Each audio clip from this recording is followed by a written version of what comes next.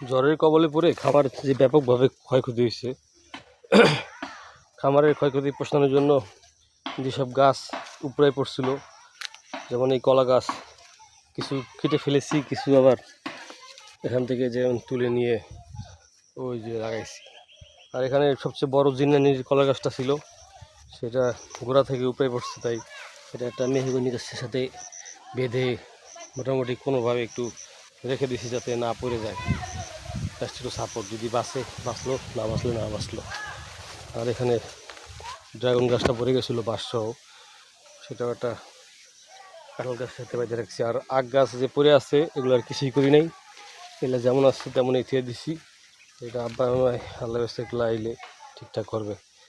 আর ডালপালা তো সবখানে পড়ে আছে, আখ গাছ একদম শুয়ে আছে, এগুলো আর কিছুই করার নাই। এখানে চারা বুনছিলাম, সেটাও লন্ডভন্ড। তো এই লন্ডভন্ড অবস্থা রেখে আমার যাইতে হবে, কারণ তো মোটামুটি চেষ্টা করছি যতটা সম্ভব প্রিপেয়ার করতে। বেড়া হিলে পড়ছিল, পাশ খুঁড়ি কুইপা রশি দিয়ে বাঁধছি। দরজাটা ভেঙে গেছিলো, দরজা নতুন করে খুঁড়ি কুপছি।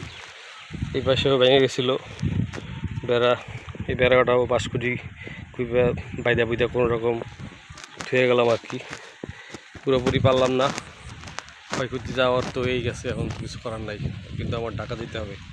আবার ঈদের সময় আইসা বাকিটা করবো ইনশাল্লাহ।